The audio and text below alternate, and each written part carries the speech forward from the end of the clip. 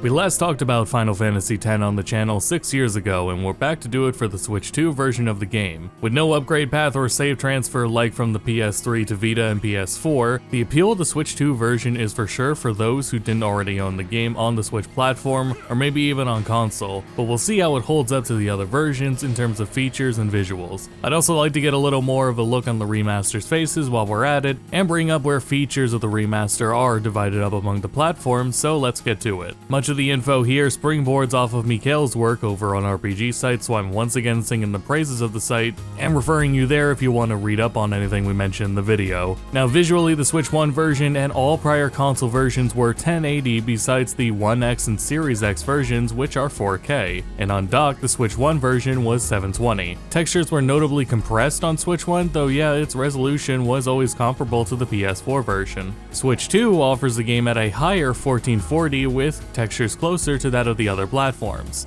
Note too, every version of the game is 30 FPS. To recap the features of the other versions of the remaster, the Vita version introduced a quick heal thanks to its touchscreen, PS4 introduced an OST option, and the Steam version introduced autosaves, skipping most pre-rendered cutscenes, and various boosters. And to recap those boosters, you can get all non-key items, unlock all skills, get max skill as well as toggles for turbo speed, supercharged characters, adjusting the encounter rate, and auto battle. The Switch 1 version features the OST options and quick healing, but no other features.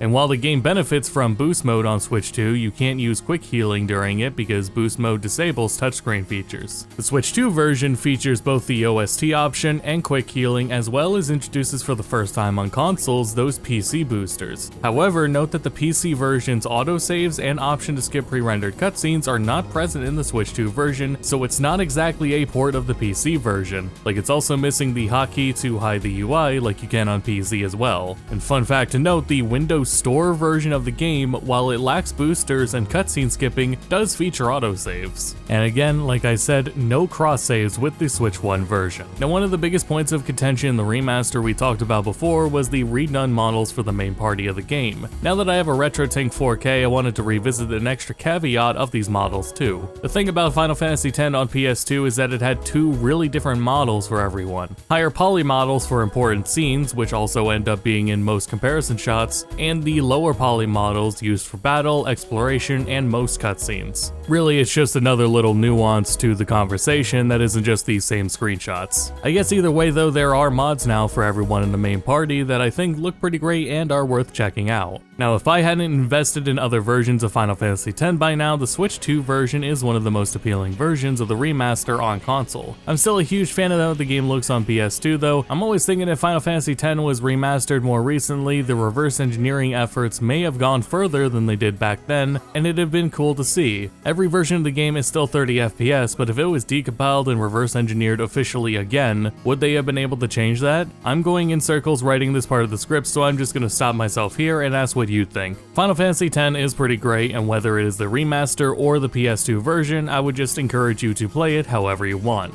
And that's all for this video. There's a few Switch 2 versions of games from Square with similar stories to them, such as Octopath Traveler and Star Ocean 2, that I'd like to cover in videos as well, but otherwise thank you all for the continued support, and I'll see you all for Xenoblade 2 next week. Bye for now.